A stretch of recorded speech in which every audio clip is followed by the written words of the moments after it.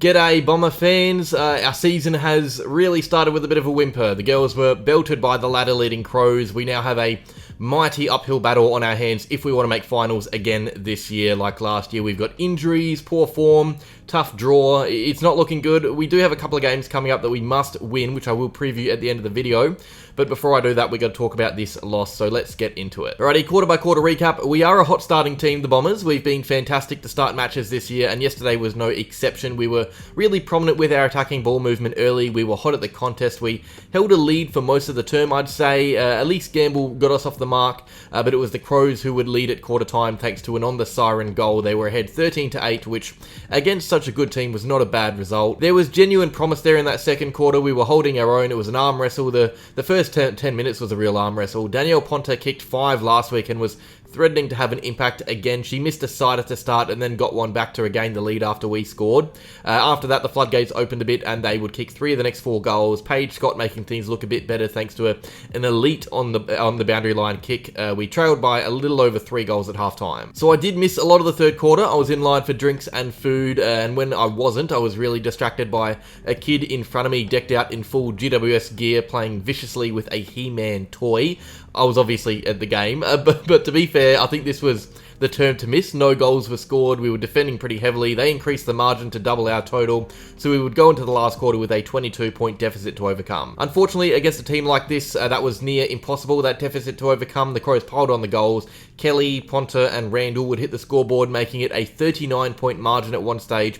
That was until Amelia Radford snapped one to get one back for us. A late consolation prize. We would lose the game pretty heavily in the end. The Crows walked away comfortable winners, 33 points. So let's talk about it. How did we lose this game so badly? Well, let's start by saying Adelaide are a very good team, obviously. This is not your usual good team. This isn't St Kilda last week. This is the best team in the competition. They're first on the ladder for a reason. They're a genuine premiership threat, and especially at home. I think they've only lost 1 or 2 games in Adelaide for the last 3 years, I think. Correct me if I'm wrong.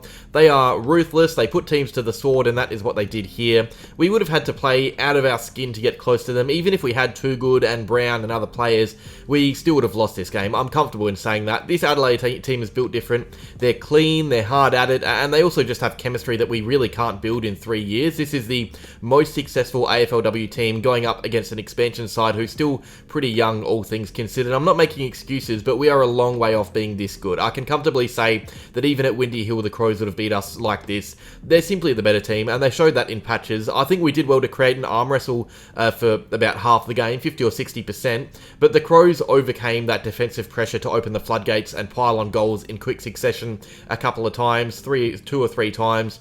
I'm actually happier with this result than last week's loss. I thought we showed signs here, just because of how good Adelaide are as well compared to us. We went in with odds of $1.10, Adelaide did, sorry. They weren't even heavy favourites to some. They were genuine gimmies, so that is really what it came down to in the end, the much better team winning. I thought Adelaide's defence was fantastic, and yes, it is hard to get marks inside 50 without Too Good. It's hard to find anything inside 50 without her leadership as well, but even with what we had, they were rebounding so effectively. It's great to watch, to be honest. They make it look easy. It's not easy when you have Paige Scott and Daria Bannister chasing you down, but they did make it look easy. They held up really well. We had a fair amount of footy in our 50 as well. The count was 41-31 their way, so they had more of the ball, but not insane amounts more. It's just that what we had rarely resulted in anything meaningful. 1, because of our options being limited, but 2, because of their defence. It's fantastic. It's frustrating to watch. It's like watching North Melbourne go, not North Melbourne, that's unfair. It's like watching in the AFL men's Essendon go up against Sydney. It's just not quite there, looking a second off the mark. I thought we set up really well and defended well for 80% of the game, but Adelaide for the whole match were just impossible to get through, as they have been all year. It really took some fantastic goals for us to score. They kept Freo to just 6 points the other week, so us getting 29 is pretty decent. They're a hard team to score big against, and they score big against you. I'm happy that we don't have to play them again this year, to be honest. Look, really, this just comes down to the better team winning. Simple as that. It's a pretty easy review for that reason. We had some great performances. I thought Gay was great, Steph Kane, Prasparkas, your usual suspects, but Adelaide's stars were just on another level compared to ours, and their fringe players stood up as well, it seemed. But back to the stars, Ebony Marinoff was crazy good. She was playing out on her own there. That was a clear best on ground performance. And then you had Newman, you had Chelsea Randall, Danielle Ponta, Stevie Lee Thompson. I think a good 7, 8 or 9 of the best 10 or 11 players on the ground were Crows players. And I'm not saying we had bad performances, they just had very good players on that team, much better than ours, and I think that's the difference. They just have players that stand up constantly, too many of them, to be honest. We got to try and lure a few of them away somehow. But yeah, that was a game I never really thought we would win. I thought we did well to make it an arm wrestle for about 80% of the game, but there was obviously some maturity lacking when the Crows got on a roll. They kicked goals pretty easily when we had our heads down. That probably needs to be looked at. You probably would have got the tone from my mini preview at the end of last week's video if you watched it, that this was going to be a tough game, and it was. This week I'm more optimistic about our next fixture. I'll get into that in a second.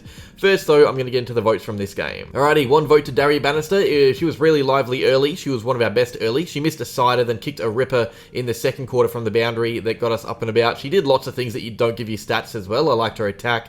She gets a vote. I thought Paige Scott deserves a shout as well. I think that's a little 1-2 punch we got there with those two.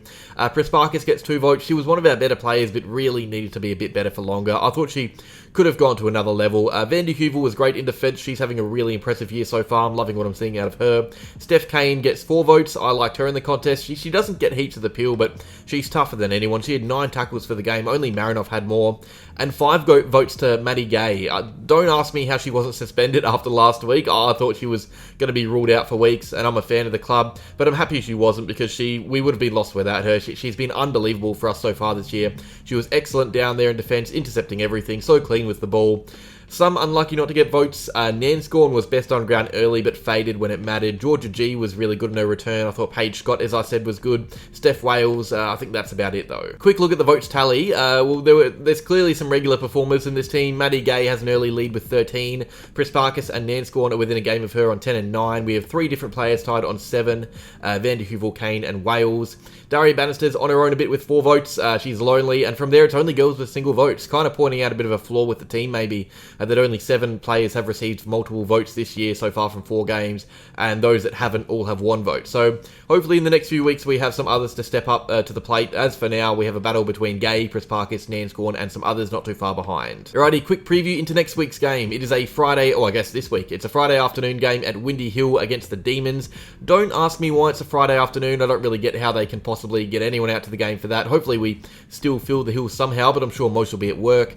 Wild fixturing if you ask me. And now the D's aren't flying. In fact, we're 15th and they're 14th, so they're only ahead of us on percentage. They've played some tough teams though. They lost to Brisbane, who are 2nd, North, who are 3rd, Freo, who are 6th. The only team they've beaten so far is Geelong, so I think they probably go in as favourites, but it would be close. I think this is a genuine must-win for the club. If we lose this, we go 1-4, and honestly, it's season done. You need around 6 wins minimum to make finals, so we can't afford to lose this one. It's a genuine must-win for both teams. The loser here is done for the year. And after that, we do host the Swans on a Wednesday the next week, only, 4 or 5 days later. So I'll talk about that on Saturday or Sunday when I post the round 5 review. Alrighty, that is that. Tough loss. We obviously have that opportunity to get back and get a win against the D's. We really need to win that game, so get out to that one. Cheers for watching. I understand that these videos aren't for everyone, but I do think we should start supporting the girls a bit more. They've shown plenty of heart, or more heart in the last few years than the boys have, so cheers for watching this video and these videos and commenting down below. We might not have the views here, but we have the vibes. That is all. Like, subscribe, and go Bombers.